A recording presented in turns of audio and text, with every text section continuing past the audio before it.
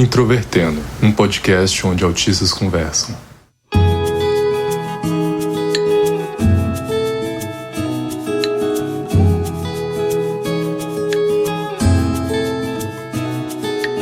Um olá para você que ouve o podcast Introvertendo, que nessas últimas semanas ainda é o maior podcast sobre autismo do Brasil.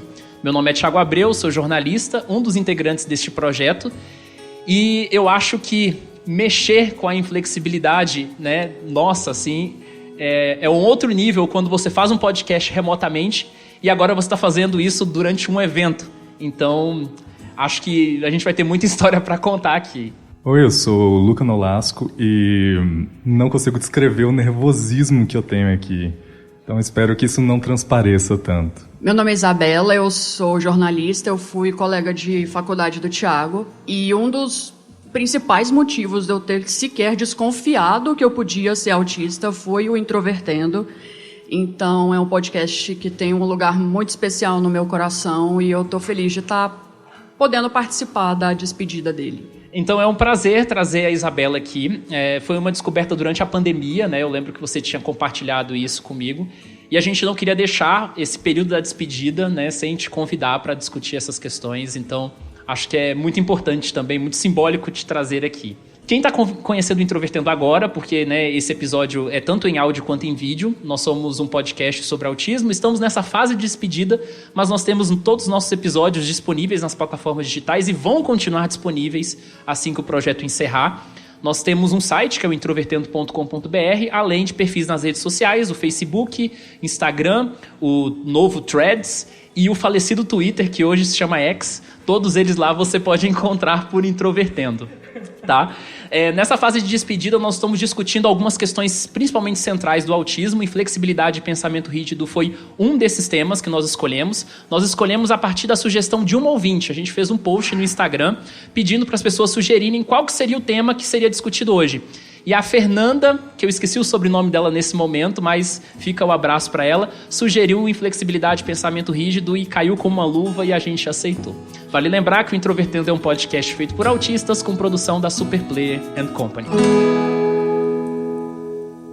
Então, sobre inflexibilidade e pensamento rígido, antes da gente realmente entrar, né, em exemplos nesse sentido, eu acho que é muito importante a gente fazer uma discussão conceitual aqui, né?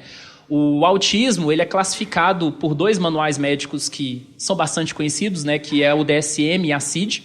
O DSM, ele traz essa noção de espectro do autismo em 2013, tem uma revisão em 2022, e a gente tem a CID mais recente, que também é de 2022.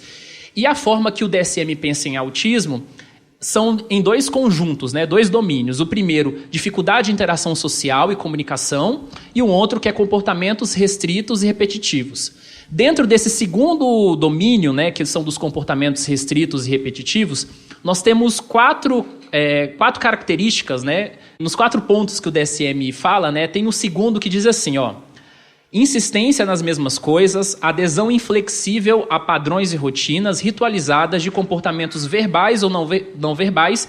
E aí ele dá alguns exemplos. Pode ser, por exemplo, um sofrimento extremo a pequenas mudanças, dificuldades com transições, necessidade de fazer as mesmas coisas todos os dias.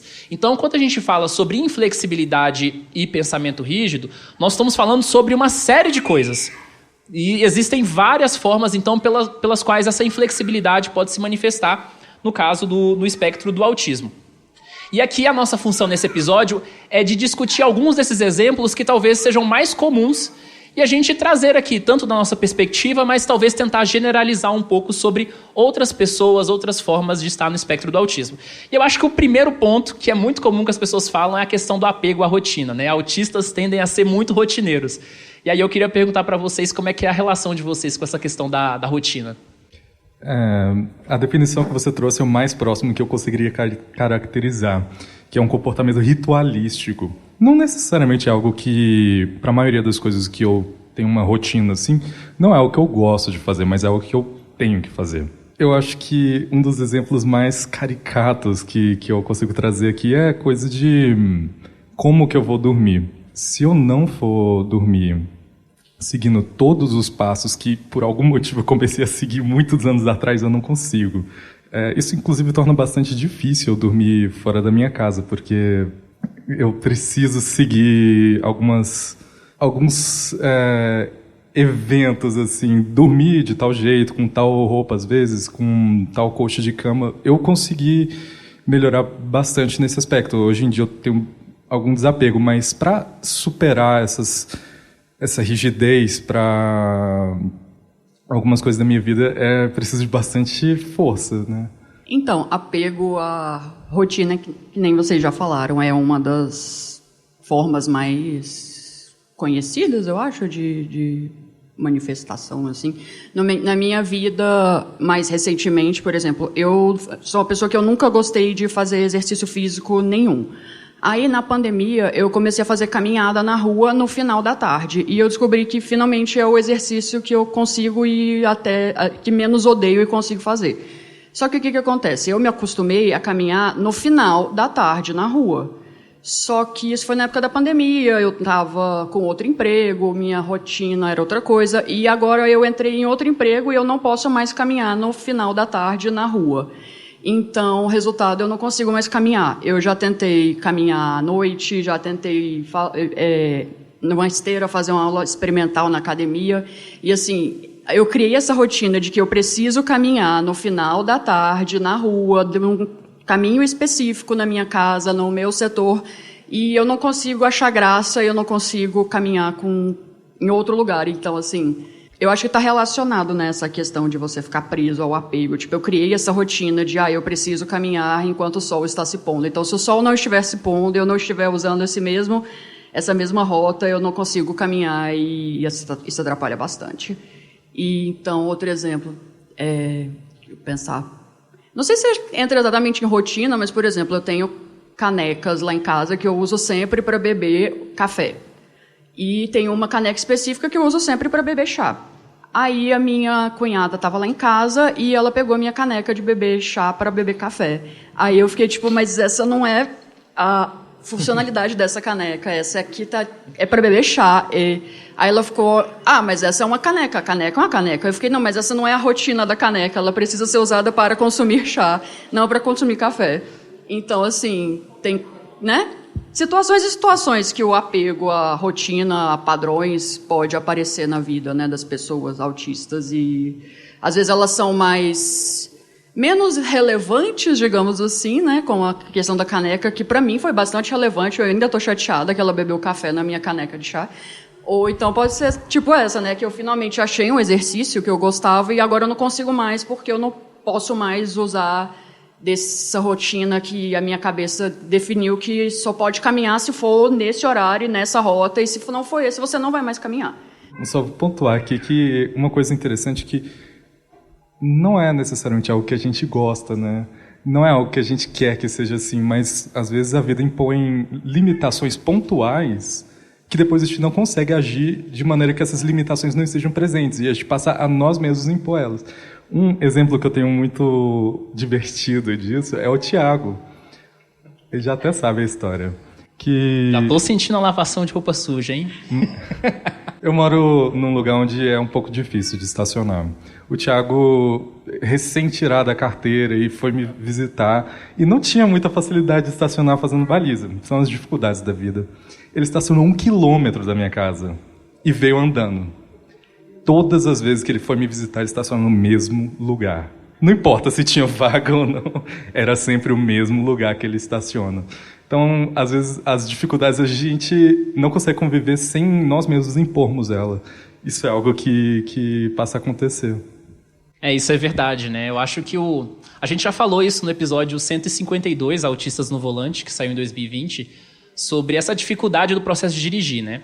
Eu acho que o processo da direção, ele é bastante ilustrativo porque talvez seja o ápice de lidar com mudanças e lidar com coisas que estão acontecendo ali naquele momento, né? E como você pode intervir, como é que você pode se comportar de forma que você não vai se envolver num acidente, que você vai conseguir chegar no seu lugar com calma. E com o fator adicional de que Goiânia é uma cidade que, assim, você aprende a sobreviver no trânsito, né? O pessoal aqui é bastante hostil no trânsito de uma forma geral. E eu realmente não tinha nem lembrado dessa história mais, mas eu acho que é bastante ilustrativo mesmo O Luca mora no Bueno, né, que é um bairro bastante difícil de estacionar, então eu realmente era um processo muito estressante, até o momento que eu comecei a visitar o Luca pegando ônibus, então eu preferia pegar 2 ônibus, né, saía de casa, ia pro centro, do centro ia pro bairro do Luca, do que ter o estresse de dirigir e chegar lá estressado. Às vezes eu chegava mais cansado ainda dirigindo do que tendo fazer o trajeto de ônibus, né, e vocês usaram uma palavra chamada ritual, que também é um desses pontos, né, que envolvem a inflexibilidade, né? No contexto do autismo, então, muitas vezes, a pessoa tem, de fato, um ritual. A pessoa faz um processo e aquele processo tem uma consequência e depois outra. E se algum desses pontos, dentro desse intervalo, dá problema, a pessoa fica um pouco frustrada, né? E a gente vai falar um pouco mais à frente sobre a questão da frustração. Eu lembrei de algumas coisas minhas, assim, que eu tinha, né, de costume, que até hoje eu acho que elas ainda existem. Por exemplo, né, os ônibus de Goiânia, eles têm uma certa configuração. Você tem as poltronas que são conjuntas, né, então você senta de um lado, a pessoa está de um lado, e à esquerda, bem perto do motorista, você tem aquelas cadeiras que são individuais.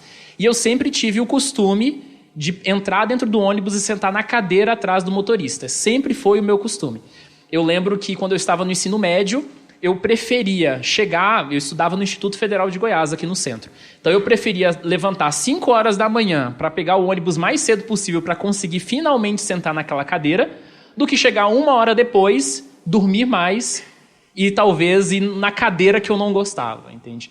Então, assim, era uma coisa não saudável, claramente não saudável, mas eu sentia que precisava disso de alguma forma, né? Continuando nessa questão, eu lembro de um episódio do Introvertendo, que foi o episódio 69, Amizade, que nós lançamos em 2019, que eu trouxe alguns amigos meus que trabalharam comigo, já tem quase 10 anos, e aí um deles, que é o Fábio, ele disse assim no episódio, o Paulo, que é um outro amigo meu, ele tem que sair da casa dele em tal certo horário, passar lá em casa para me buscar em tal certo horário, a gente ir na casa do meu outro amigo em tal certo horário.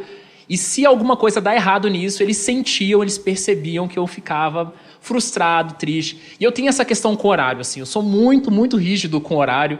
É uma coisa que eu levo bastante a sério. Menos hoje, né? Hoje a gente teve que flexibilizar. Eu acho que esse evento é um exercício de flexibilidade também, em certa medida, né? Mas, por exemplo, o casamento era uma coisa que eu odiava. Porque existe um código social de que você tem um horário marcado do casamento, e aí as pessoas elas chegam depois porque sabem que a noiva vai atrasar 1, 2 horas. Hoje em dia isso já mudou um pouco, mas pelo menos quando eu era criança as coisas eram assim. Eu acho que não é nem só em casamento. Qualquer tipo de evento social já se espera que não vai seguir o horário. Eu também sou, que nem você, tenho muito apego a essa questão do horário.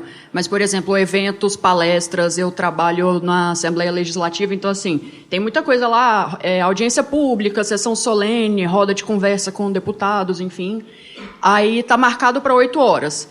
Geralmente, eu sou a única pessoa que está lá às 8 horas. Ninguém chega no horário, em evento nenhum.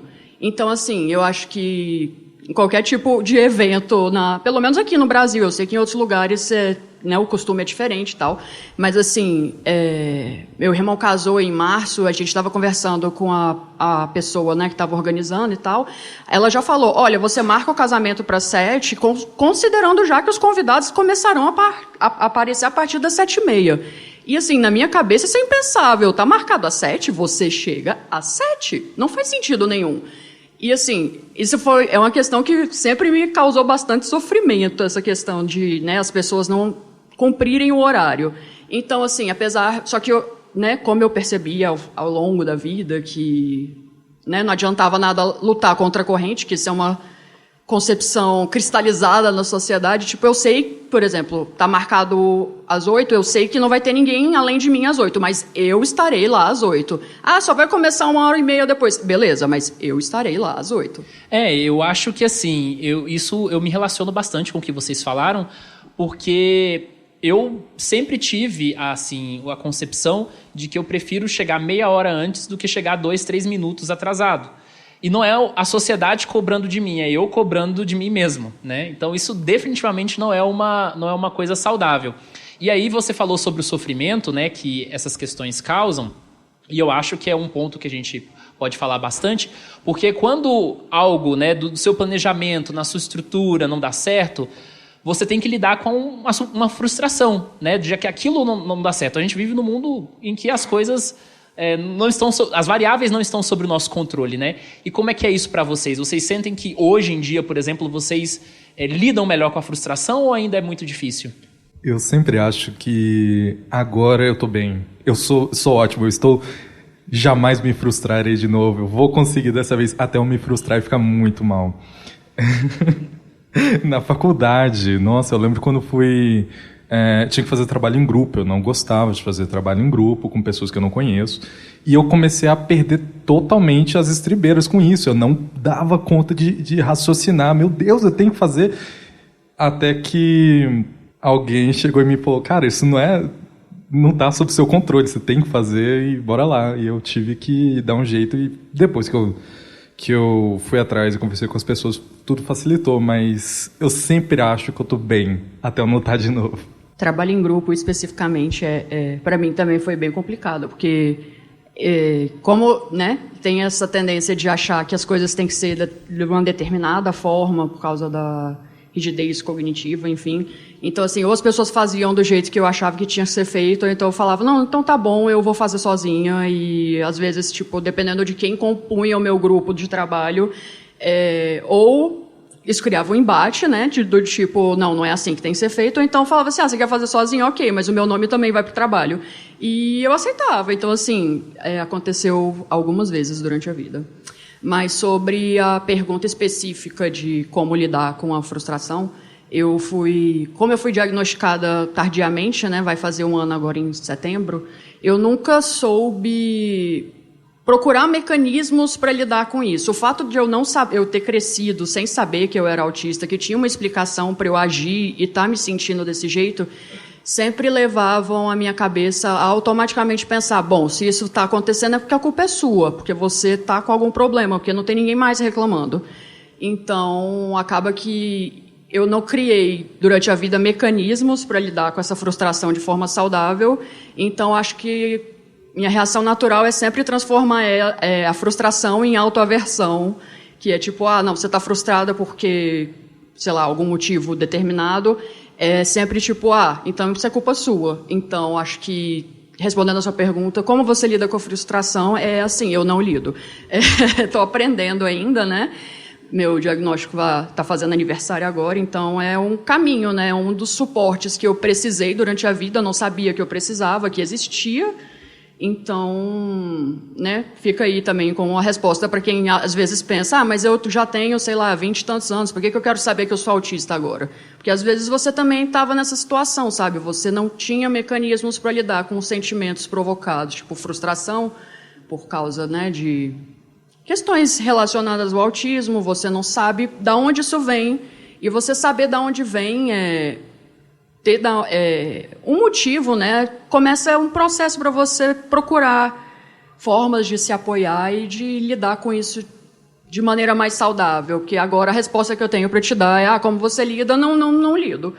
Mas, né, quem sabe daqui a um tempo, com, né, terapia, ajuda, estudo, enfim, eu consiga responder de forma mais saudável e é isso. Eu acho que é um processo que leva bastante tempo, né? Como eu disse, a primeira vez que eu ouvi falar sobre autismo foi em 2013, né? Então foram 10 longos anos de lá para cá.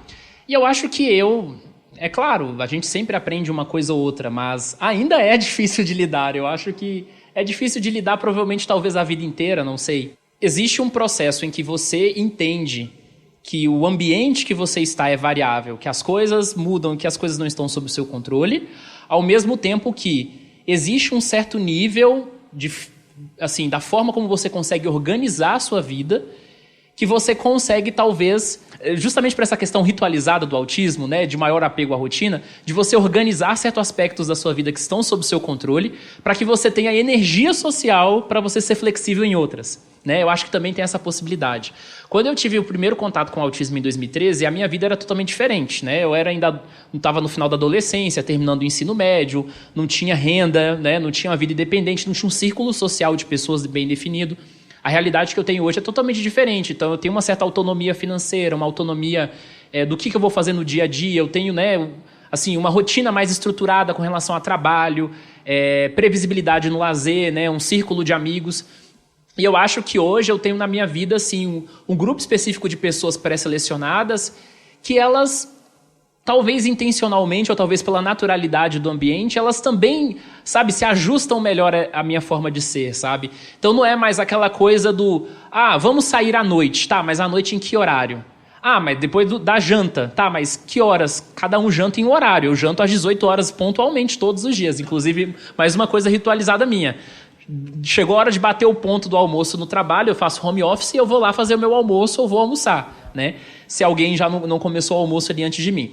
E às 18 horas eu bato meu ponto e vou jantar. Então tem pessoas que comem depois das 21 horas. Meu irmão ali, é uma pessoa que a comida tá pronta, ele vai comer 9 da noite. Ou às vezes ele nem janta. Também tem esse outro aspecto também.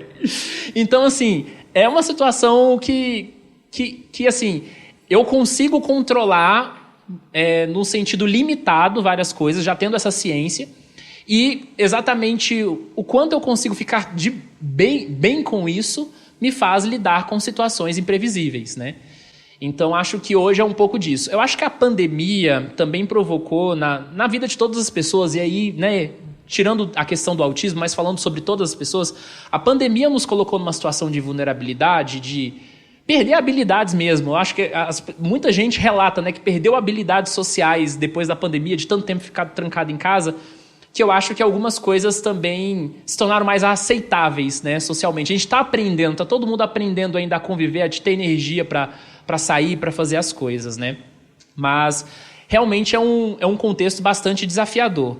E aí a gente está falando muito sobre essa questão do horário, essa questão de lidar com situações imprevisíveis, mas aí eu queria entrar muito no território da rigidez de pensamento, né?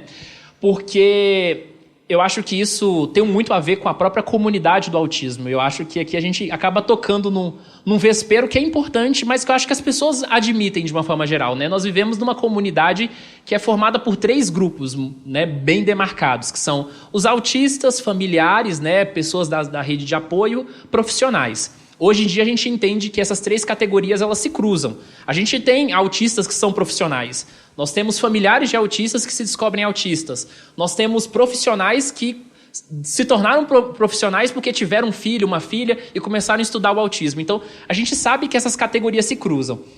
E o autismo tem muitas dessas de pessoas terem certas visões de mundo que são baseadas, claro, muitas vezes no interesse profundo, né? A gente fala sobre o hiperfoco, sobre as pessoas desenvolverem interesse restrito sobre um assunto, mas às vezes as pessoas elas entram tanto dentro desse universo, desse interesse restrito, que elas começam a ficar meio fechadas para outras perspectivas de mundo, de vida, né?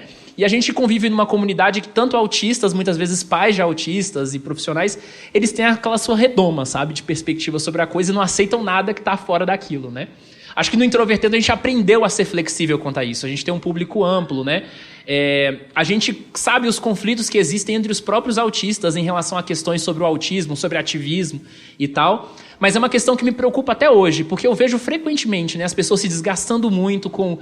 A pessoa tem aquele pensamento, né, ela acha, olha, porque autismo é isso, porque as coisas devem ser assim, o ativismo deve ser dessa forma, e quem não pensa como eu penso é meu inimigo. A gente vê isso em vários outros âmbitos da vida, né? Eu queria que vocês falassem um pouco assim, como é que vocês percebem essa questão da rigidez de pensamento em vocês e talvez nos outros autistas que vocês conhecem? Eu tenho certa dificuldade de introspecção. Acho que o Thiago sabe muito bem disso que eu estou falando. Eu tenho muita dificuldade de perceber comportamentos meus, pensamentos meus. Eu muitas vezes dependo de outras pessoas que convivem comigo para falar sobre, olha, você é dessa maneira, você tem dificuldade nisso, você tem a cabeça dura para aquilo. Então, eu acho que nessa eu devo acabar ficando devendo um pouco, porque eu não consigo dizer. Eu não consigo pensar, porque, nossa, na minha cabeça não tenho nenhuma dificuldade de ser flexível quanto ao pensamento. Eu abraço tudo. Lógico que não, mas eu não consigo lembrar disso. Mas sobre os outros, é muito fácil ver essas coisas nos outros. Eu não sei se pelo ambiente um pouco mais belicoso que a gente convive nos últimos 5 anos, as pessoas tenderam a ficar mais combativas quanto às opiniões. Mas Essa é a impressão que eu tenho, pelo menos na internet. Pessoalmente, eu nunca convivi com alguém que tem um pensamento rígido que, caso eu discordasse, a pessoa quisesse partir para cima, quisesse brigar. Mas, nossa, na internet a gente convive todo dia com gente assim. Do espectro autista mesmo. Toda hora o Thiago e eu, a gente vê discussões homéricas, por conta de coisas relativamente pequenas até. Eu acho isso, de certa forma, até assustador. Então, começando a responder primeiro, assim, na minha perspectiva, eu sou formada em jornalismo, então passei pela faculdade de humanas, né? Eu não sei se tem mais alguém aqui que é da área das ciências sociais, das humanas, mas, assim, dentro da minha área tem muita coisa que... Aliás, a maioria das coisas não tem, tipo assim, ou é ou não é. Tudo depende, tudo você pode discutir, tudo é um espectro, tudo depende, sei lá, da sua abordagem, do seu ponto de vista, de não sei o quê. E, assim, eu sempre, né, como pessoa autista, eu sempre tive essa, tipo, não, determinada coisa é X, então tá bom, tá feita essa categoria, não tem discussão. E a partir do momento que eu entrei na faculdade, eu comecei a ter contato com vários assuntos, né? Principalmente, sei lá, tipo na área da sociologia. Porque quando eu entrei na faculdade, eu comecei a fazer direito. Então, por exemplo, eu tinha uma disciplina que a gente fazia no início, que era a introdução ao direito, que aí o professor estava ensinando, né? Tipo, não, quais são as fontes do direito? Aí ele falou, não, que a fonte do direito, né, tem a lei, não sei o quê, mas dependendo do caso, a esposa do juiz pode ser uma fonte de direito. Aí eu fiquei assim, como assim a esposa do juiz pode ser uma fonte de direito? Aí eu questionei ele, não, mas está escrito na lei, a lei é a fonte do direito. Aí ele falou, não, se o juiz quiser, sei lá, ele está julgando um determinado caso e conversa com a esposa dele, as coisas são maleáveis, né, são diferentes. Então, assim, a primeira vez que eu tive esse choque maior de me deparar com coisas que estavam literalmente escritas e publicadas, como a lei, especificamente nesse caso, e nem sempre é o que é, e nem sempre acontece como deveria ser, eu fiquei completamente sem rumo, sabe? Principalmente nessa época que eu fazia direito, porque aqui tem, no Brasil, por exemplo, não é porque uma coisa é lei, tipo, literalmente lei publicada, que ela vai ser cumprida. Porque tem, segundo eu aprendi esse termo lá, né, tem a concepção das, aspas, leis que não pegam. Então, por exemplo, tá na lei que sei lá, é proibido a sacolinha plástica, mas a lei não pegou, então tá tudo bem. Tá previsto lá que tem que multar o estabelecimento, mas ninguém multa. Aí isso não entrava na minha cabeça de jeito nenhum, tipo, a lei tá lá, é proibido, tem uma sanção determinada e ninguém está nem aí. Tipo, não é aplicado, não é aplicado a obrigação e a sanção também não vai até os finalmente. E isso aconteceu bastante quando eu fazia direito com essa questão, né, da legislação, que tem muita coisa que não está escrito e não vai para a prática. E assim, na minha cabeça, o fato de estar escrito já era uma garantia. Eu falava assim, cara, está escrito, então acabou, né? Tipo, a lei é lei. Eu acho que, por exemplo, um grande exemplo que eu posso usar disso é, por exemplo, eu falei exemplo 90 vezes em uma frase. Por exemplo... Desculpa, gente. A questão dos acompanhantes escolares, né? Tá lá na lei, né? Que é direito das crianças autistas, das crianças com deficiência. Tipo, na minha cabeça, se tá na lei, acabou. Elas têm direito e pronto. Mas, né? Eu acompanho bastante... várias mães de autistas, pais de autistas pelas redes sociais, e eu vejo que não é por aí. Não é porque está na lei que está garantido. Em tese deveria estar, mas na prática não é assim. Então, assim, às vezes o negócio está lá, está garantido, mas você tem que entrar na justiça, tem que ir atrás e não sei o que e tal.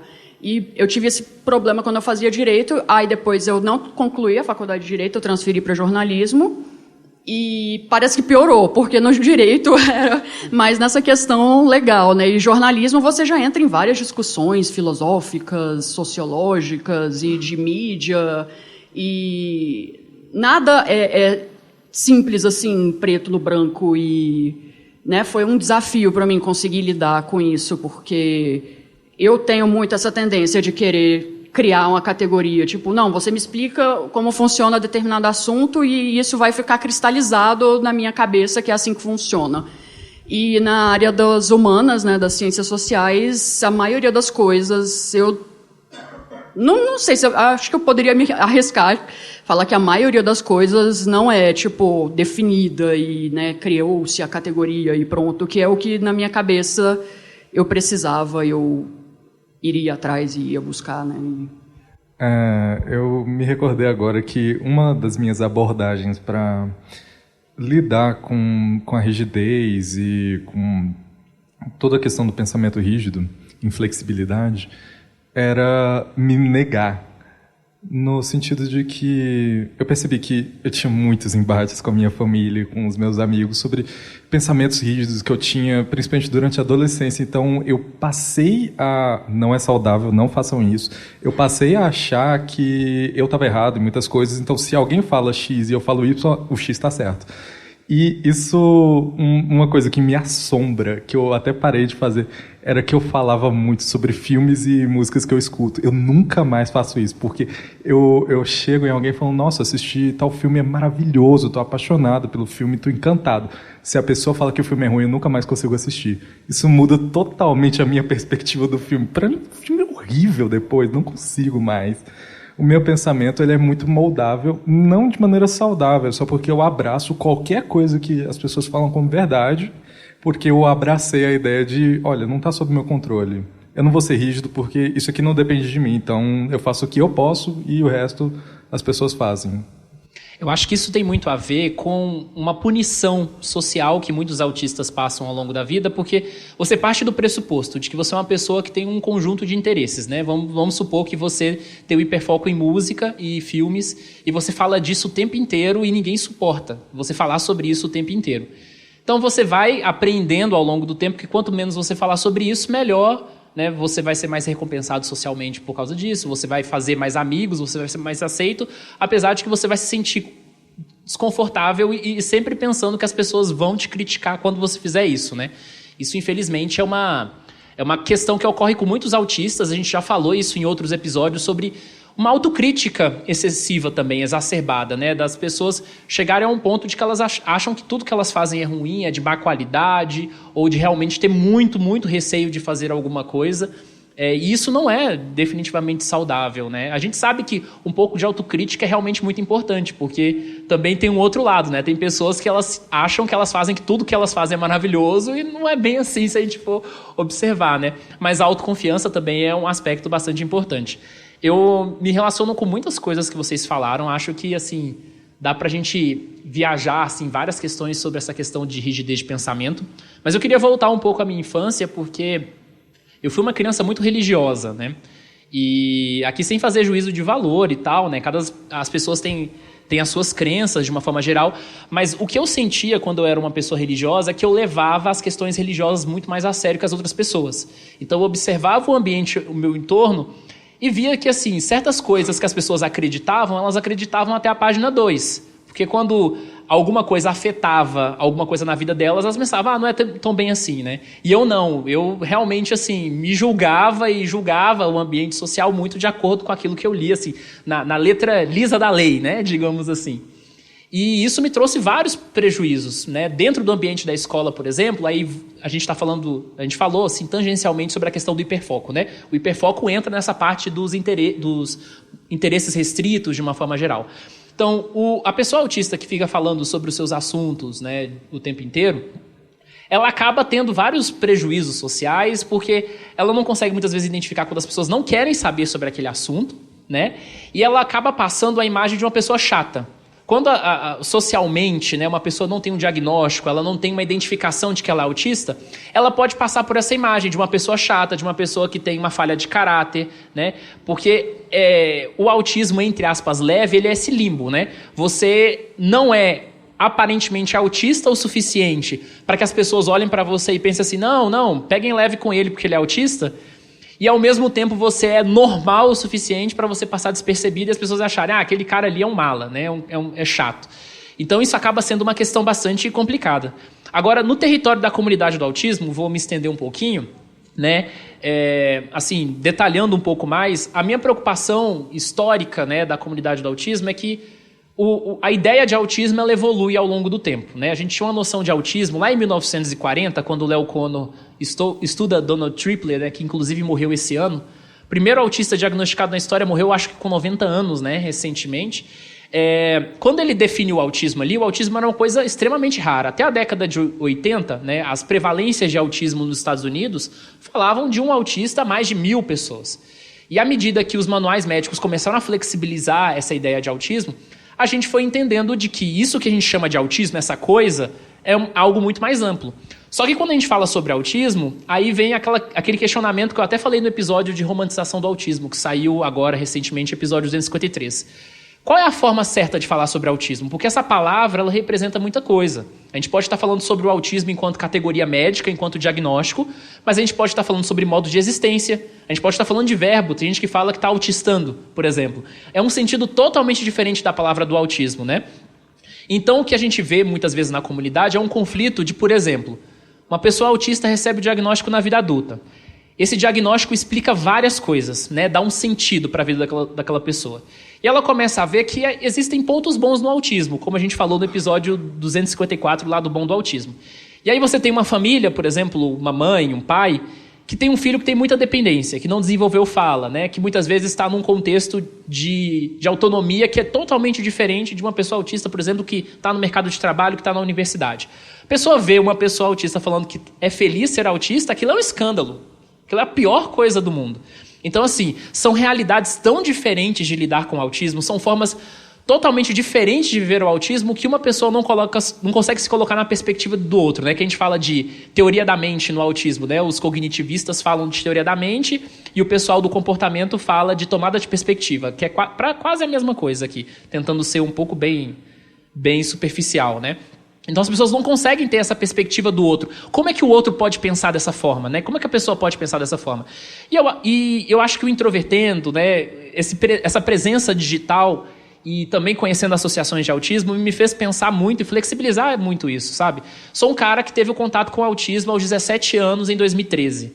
Até antes disso, eu ouvia falar sobre autismo e eu não tinha nem a ideia do que é isso. Que é totalmente diferente de um familiar que tem um filho que recebe diagnóstico com 2, 3 anos. Então, assim, são realidades totalmente distintas, né? E eu acho que dentro da comunidade a gente precisa aprender a ter essa flexibilidade. Não é nem no sentido de chegar assim, não, eu concordo contigo, porque você acha o autismo uma tragédia. Mas é no sentido de entender o porquê a pessoa acha que o autismo é uma tragédia. Eu posso discordar, mas eu preciso compreender o repertório que a pessoa tem para poder falar isso, né? Eu acho que essa questão de pensamento rígido é um desafio óbvio em várias questões, mas tipo, dentro da comunidade do autismo, no relacionamento entre autistas também é difícil, porque assim, tem a minha rigidez e tem a sua rigidez, e aí elas se encontram e a gente tem que saber lidar e encontrar esse meio termo. E eu acho que como você falou quando você puxou esse assunto, é um pouco polêmico você tentar lidar com isso, porque eu já vi várias vezes na comunidade do autismo na internet pessoas usando a rigidez cognitiva como desculpa para ser preconceituoso, para ser racista, para ser homofóbico.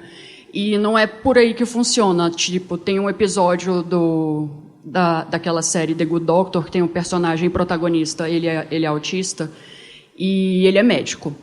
Aí ele recebe uma paciente, eu não lembro se é uma mulher ou se é um... A atriz é trans mesmo. A atriz é trans. Aí, por exemplo, chega lá a paciente trans. Só que, tipo assim, na série, ele fica tratando a personagem como homem e eles colocam como a justificativa da história, tipo, ele é autista, ele não entende o que é uma pessoa trans.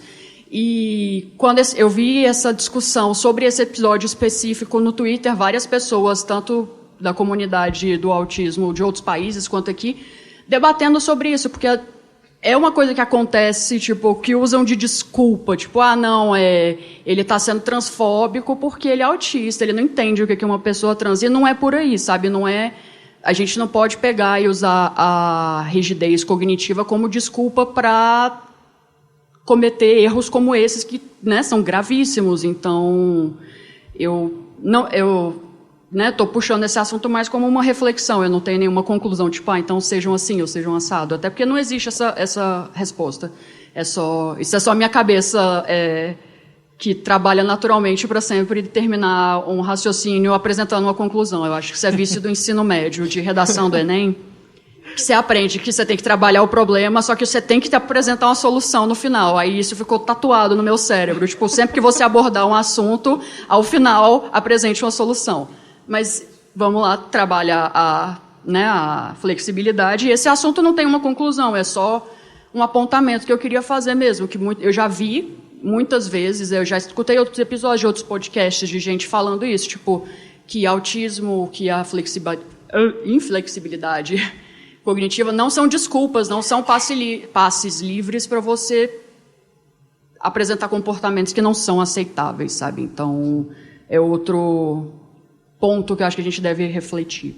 Eu só queria acrescentar, né, que às vezes essa rigidez de pensamento, ela também traz problemas para a própria pessoa autista, né? Você falou de Good Doctor, tem uma série que não sei quantos aqui conhecem, que é Amor no Espectro, né? Que é um reality show / documentário australiano que tem 2 temporadas feitas na Austrália e 1 temporada dos Estados Unidos. E aí, na produção da Austrália, tem um personagem que ele aparece nas 2 temporadas, que é o Michael, né? Ele é um homem autista que ele quer uma namorada.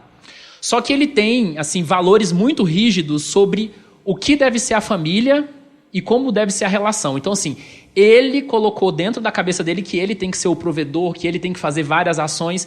E, assim, ele não dá conta das próprias regras que ele estrutura. E as mulheres com quem ele sai ficam incomodadas com isso. Então, assim, dá para ver claramente que é um problema para as outras pessoas, mas também é um problema para ele, né?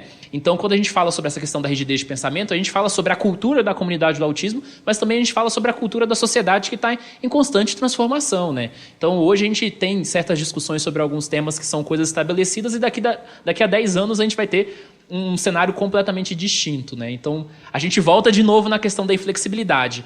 Pessoas com dificuldade de serem flexíveis em um mundo em constante transformação. A minha perspectiva era quase antitética à de vocês dois. É de uma pessoa que passa a ser flexível demais. E como no exemplo que vocês trouxeram, era da pessoa que é totalmente inflexível e como que isso pode afetar ela, uma pessoa que, a partir do momento que ela começa a negar demais a si mesma, a ser amplamente flexível, ela passa a ter comportamentos e dar às pessoas em volta dela permissões que ninguém mais daria, né? Uma pessoa que aceita tudo, que permite que outras pessoas encostem onde normalmente ela não gosta, mas, poxa, se todo mundo deixa encostar no braço, por que eu não deixaria também?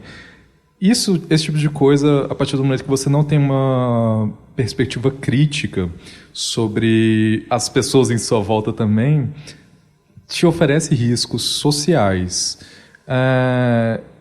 Isso é uma certa extrapolação minha, porque normalmente não acho que oferece riscos, inclusive é até saudável você refletir sobre seus comportamentos e ver, olha, eu preciso ser mais flexível quanto a isso tal coisa afeta meu relacionamento, meu casamento, qualquer coisa. Mas eu acho, Luca, desculpa te interromper, que isso também tem uma certa relação com rigidez, porque, por exemplo, né, vamos supor que você está em um relacionamento que está te deixando profundamente infeliz. É um relacionamento muito complicado. E a gente está falando de uma realidade que muitas pessoas não autistas vivem, né? Vamos tentar generalizar um pouco além do autismo. Você está num relacionamento que é complicado. Só que você está acostumado àquela dinâmica do relacionamento. Você está junto com aquela pessoa por 5, 6 anos. Vamos supor aqui um número aleatório de anos.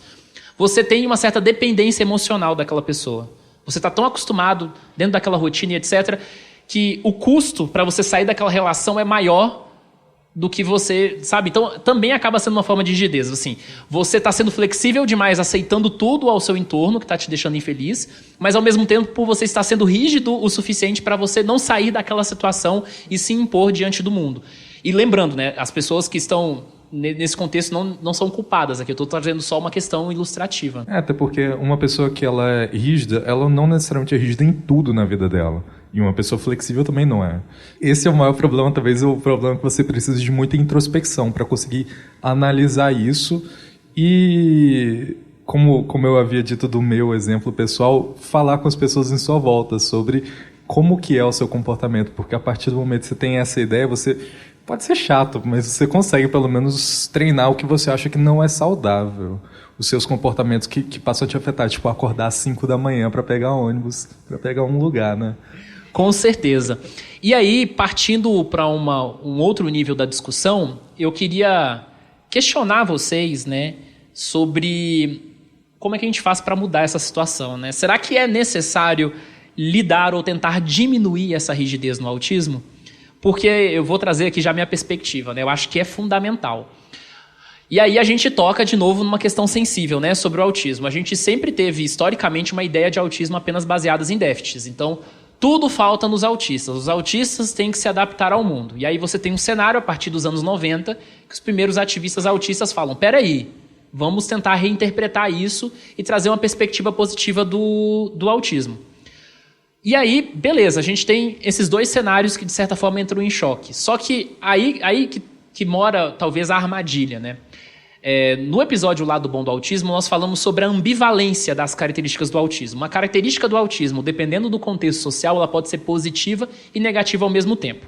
Por exemplo, ser mais ritualístico, ser mais apegado à rotina, é ruim para nós, por exemplo, que estamos na vida adulta, mas para idosos é melhor. Essa característica do autismo, ela costuma beneficiar autistas idosos, por exemplo. A gente tem estudos nesse sentido, né? Porque quando você se torna idoso, você vai perdendo habilidades e vai ficando um pouco mais difícil você organizar, manejar a sua vida. E para autistas idosos, essa habilidade você perde menos.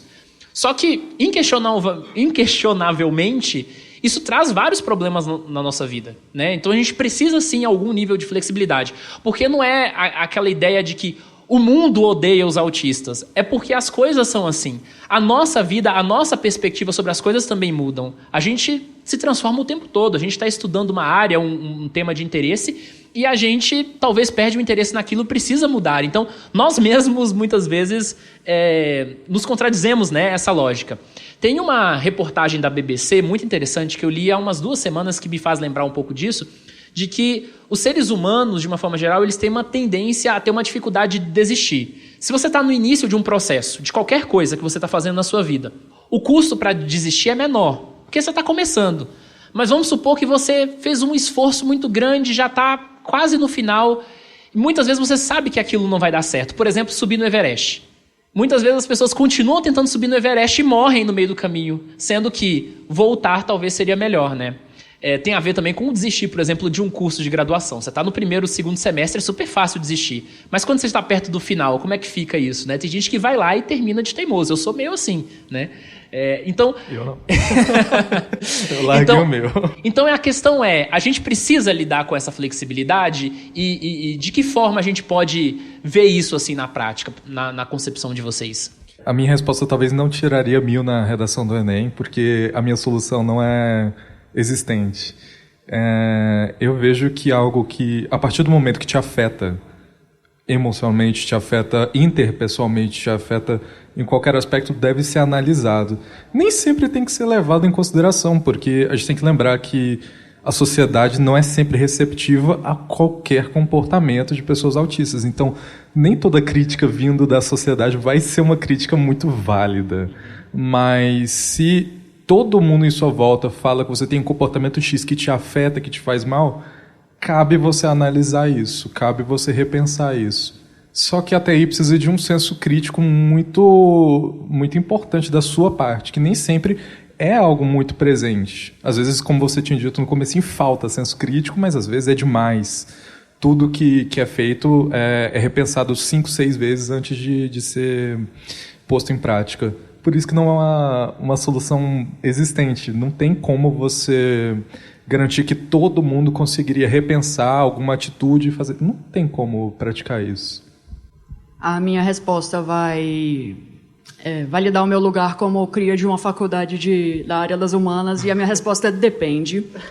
Porque tem casos e casos, que eu acho que a gente focou aqui mais nos desafios, mas, por exemplo, uma coisa que eu já fui elogiada assim, várias vezes, tipo, desde a época da escola até, né, tipo, faculdade, na área profissional, que sempre me falaram que eu sou muito sistemática.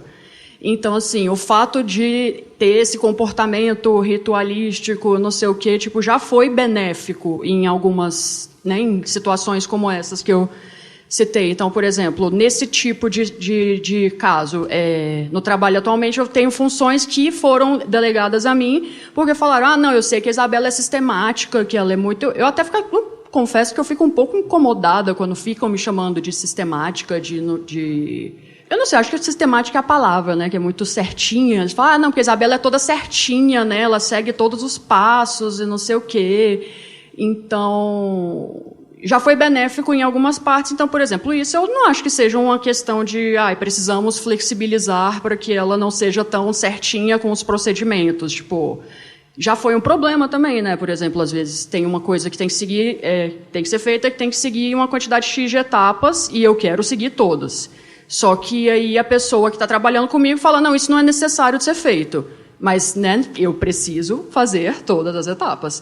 Então, às vezes, isso irrita as pessoas no ambiente que também é positivo. Então, por exemplo, acho que nada você pode pegar e falar, isso aqui é totalmente positivo ou totalmente negativo. Tudo você tem que...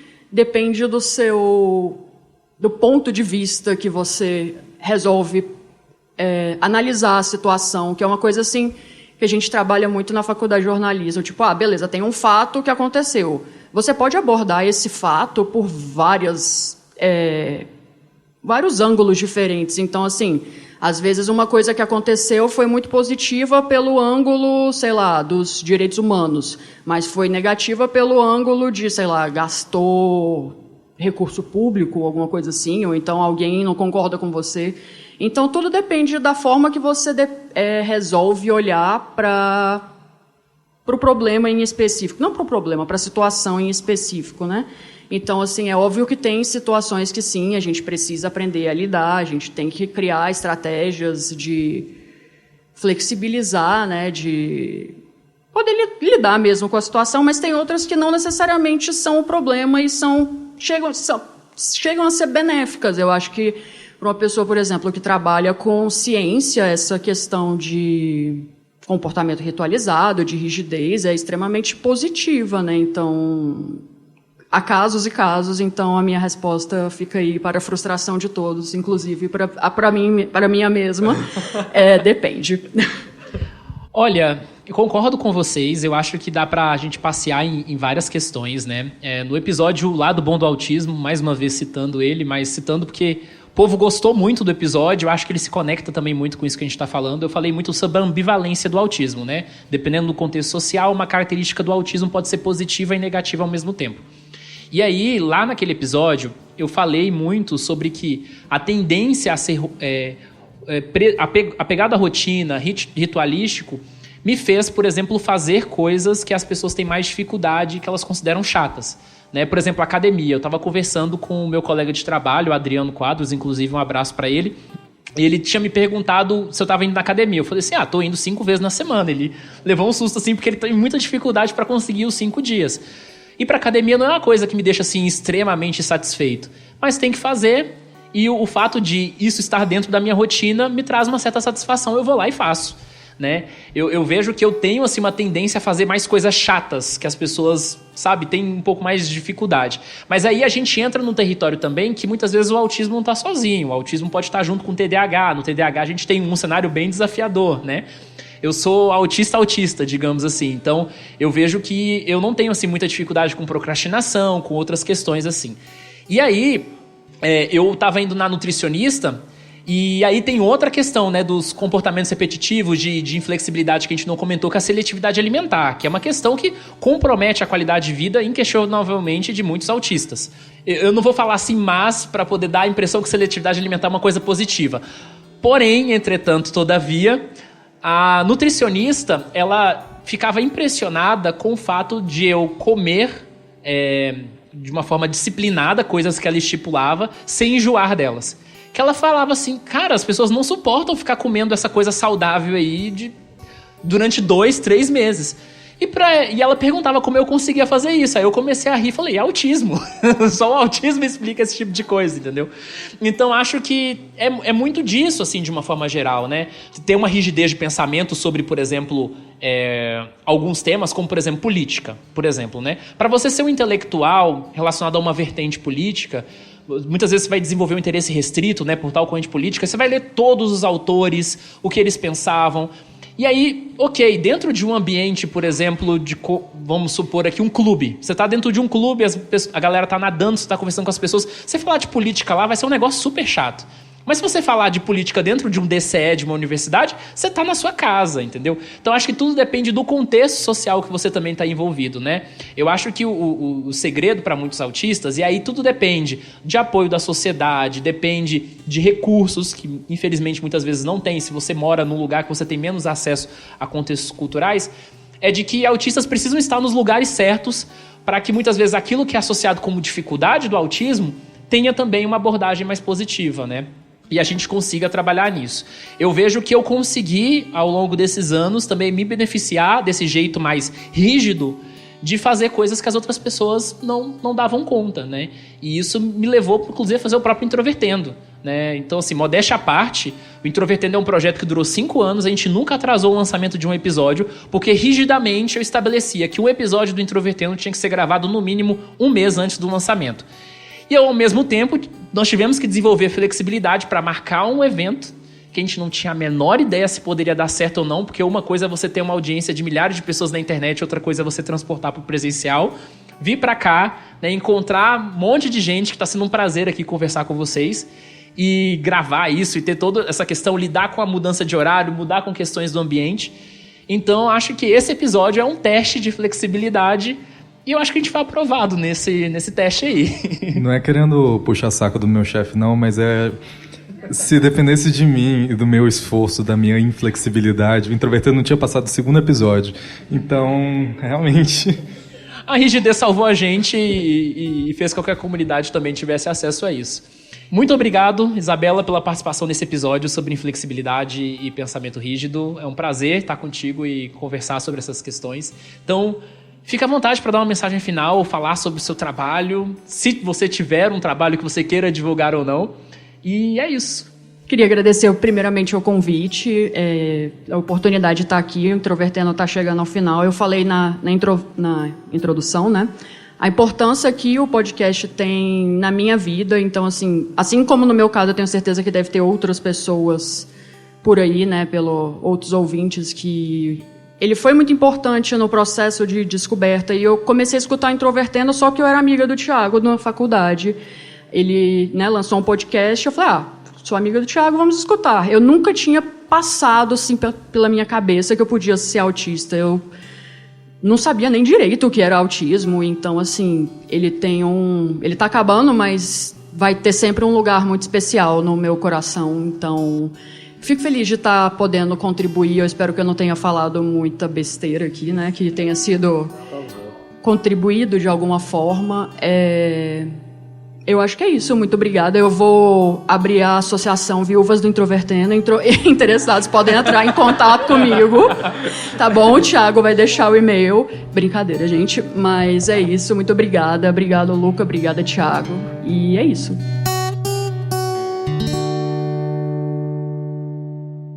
No próximo episódio... Conforme você leva mais tempo adiando o que precisa ser feito, isso costuma trazer um sentimento de ansiedade, de tempos em tempos, de lembrar que aquilo ainda é um problema. Eu queria agradecer muito a vocês, assim, puxando muito pro lado pessoal, desculpa aí desde já, mas... assim, para mim isso é muito simbólico, porque o Introvertendo foi um projeto que durou 5 anos, 10 anos da minha história com autismo, e eu realmente não conseguia pensar o que seria daqui hoje, sabe? A gente, como eu disse no início, foi um tiro no escuro. Eu cheguei pro Marcelo, falei assim, Marcelo, é o seguinte, a gente sempre teve a vontade de fazer um encontro de fãs do podcast e tal, e ele abraçou a ideia e puxou e usou toda a energia possível, o pessoal do Naya deu um apoio muito grande, e eu queria muito agradecer esse apoio.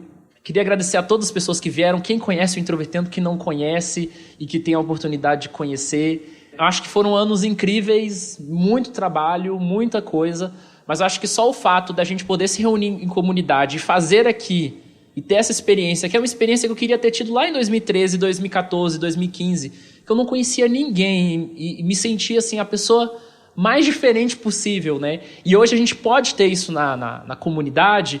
Acho que é uma coisa incrível. Então, queria agradecer a vocês que estão aqui até o final, as pessoas que não puderam ficar até o final. E eu espero que daqui a 5, 10 anos, vocês se lembrem desse dia de uma forma carinhosa como um momento cristalizado no passado, assim, que fez todo o sentido porque a comunidade do autismo vai se tornar. Então, do meu coração, assim, estou muito emocionado, muito feliz por ter dividido esse espaço com vocês. E agradecer mais uma vez o NAIA, agradecer a Secretaria de Direitos Humanos que cedeu o espaço. E é isso, pessoal. Muito obrigado.